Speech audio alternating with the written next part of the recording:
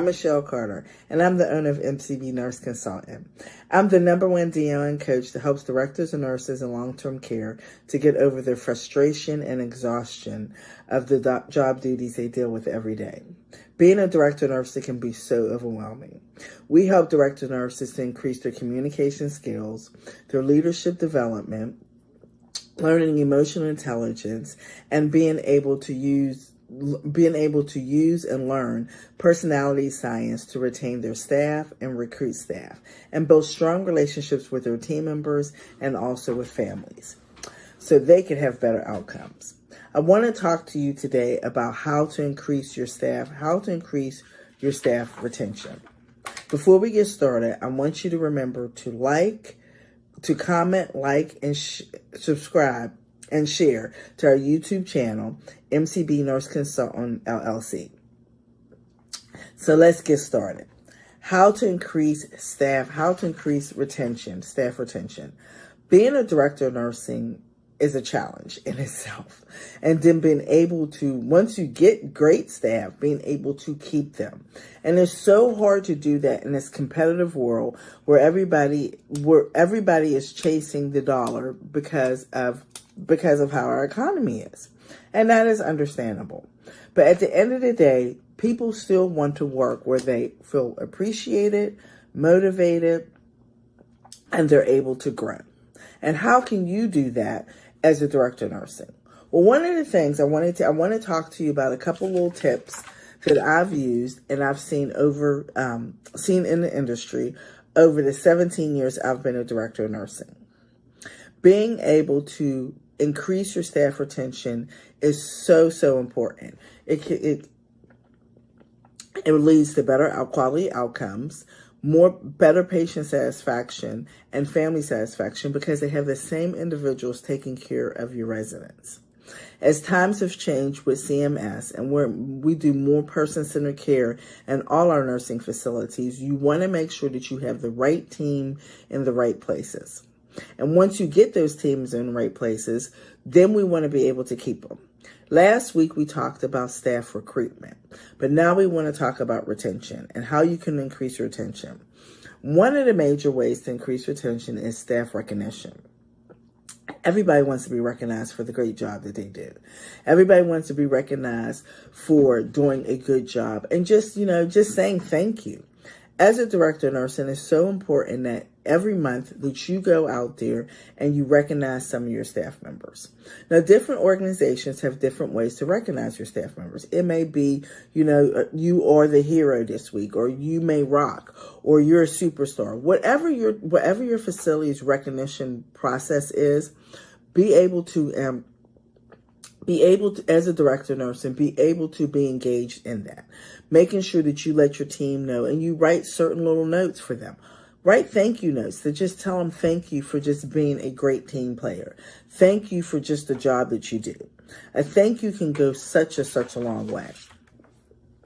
Another way you want to increase your staff retention is understanding your team and understanding your team's personality. And that's something that we learned in our cohort about how to use the Bank methodology, which is a personality science tool to help you increase your impact and your influence. And being able to know your teams, you'll be able to relate to them and communicate to them in their personality type.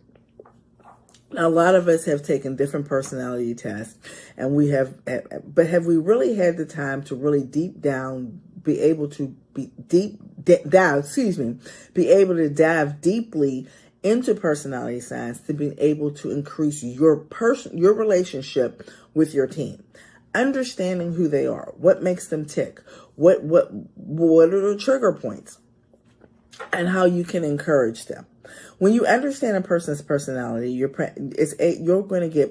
when you understand a person's personality, you'll be able to communicate and have better outcomes with that person. And the team was going to feel appreciated because you got a chance to get to know them. That's what they want. They want that personal connection. Having personal connections with your team is very important. Now, there's been DONs that have smaller buildings they're able to have more of a personal connection than DONs in bigger buildings. I've been a DON in small and big. The smallest building I was ever director of nurse in was 60 beds. That's why I'm currently at a 60-bed facility. The largest I've ever been a director of nurse in was a 200-bed facility. And even at a 200-bed facility, I was able to still be able to be engaged with my team and know every single person that is my nursing department. Now, ideally, when I was a DON at the 200-bed building, I didn't know anything about personality science. But as I've learned the personality science and been able to use that bank methodology, I've been able to communicate better with my team, which has increased our retention and they feel better with our engagement. Another thing you want to do is follow up with your team members. Have those conversations with their new team members. How's everything going? Do you need any input? Have some type of process together to have follow-up. You always want to just check in with them every 30 days, have their mentors check in with them, or even just being able to just have a quick conversation. Let's go to lunch, or how's everything going? Do you need any help? Are you feeling okay? Follow up with them to make sure everything is okay. And let them know that they can reach out to you.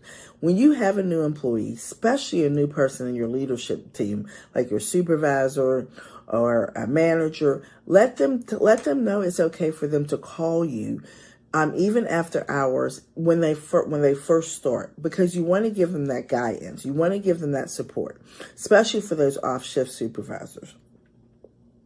And the reason you want to do that, because you're not there to help them at that particular time.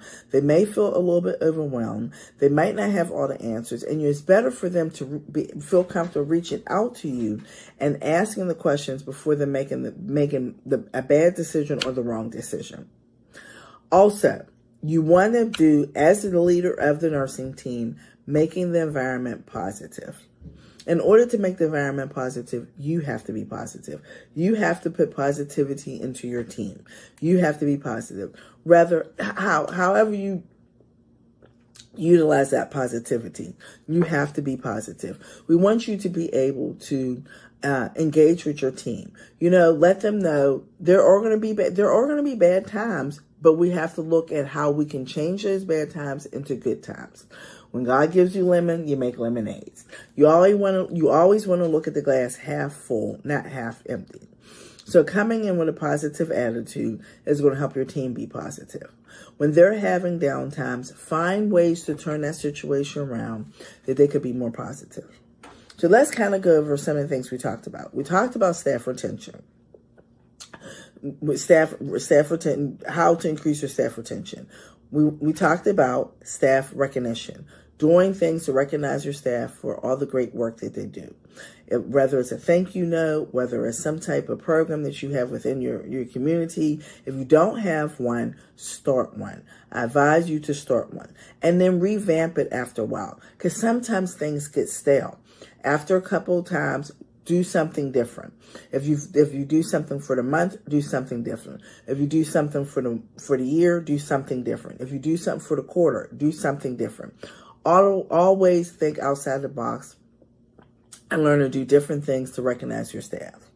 Understanding, the next thing we talked about is understanding your team and their personalities. Learn about the advanced personality science. Again, I've used the bank methodology, and that's something that I teach and my team teaches in our group coaching sessions that can help you be more impactful and influential with your team. Understanding their personalities is going to help you be able to communicate better with them and be able to have a better understanding. It reduces conflict resolution, increases job satisfaction, and it helps build stronger relationships. The third thing we talked about is doing a follow-up with those new team members. Follow up with them every 30 days, and then follow up with them every 30 days in on a record positive way. But then off the record, when you're just in the neighborhood, just on the floors or on the units, reach out to them and just see how they're doing. Have those conversations. Be available to ask questions and be available for them to reach out to you if they need you. And the fourth thing is making a positive environment. Even when we have negative days, we want to be able to be positive for our team. Because remember, without our team, we couldn't do our job. And being a director of nursing is a hard job, and you need your team. And you want to build your team up so you're able to have better outcomes and for your residents and for your teams. I hope these tips help you. I want you to be able to come and join us on August 20th through the 22nd. We are having a 3-day workshop for directors of nurses in long-term care, staffing strategies made easy for directors of nurses in long-term care. This is a 3-day workshop where you're going to learn different techniques of how to increase your recruitment, how to recruit teams better, increase your retention, being able to find different staffing tools to be able to have better staffing outcomes, and been able to put different staffing structures and processes in place. And as a bonus, we're going to be able to give you 4.5 continuing nursing education credits. We are having this workshop again on August 3rd, August 20th through the 22nd. At the bottom of this video, I want you to sign up for it. The registration opened back on August 7th. So you don't want to miss out on this. You want to get in. We only have a couple seats left, and I don't want you to miss out on this opportunity. As a director of nursing for over 17 years, I know the struggles that you're going through. And I still go through them every day in my director of nursing job. But I want to be able to help you to be a stronger director of nursing and get your staffing strategies in a structured process that you're able to increase that retention and keep the great staff that you have. I can't wait to see you on August 20th. Join us at 7 p.m. for our 3-day workshop, the 20th, 21st, and 22nd. Staffing strategies made easy for directors and nurses. Don't forget to click the link below to sign up for it. And before you get off, don't forget to comment, like, share, and subscribe to our YouTube channel, MCB Nurse Consultant. Can't wait to see you.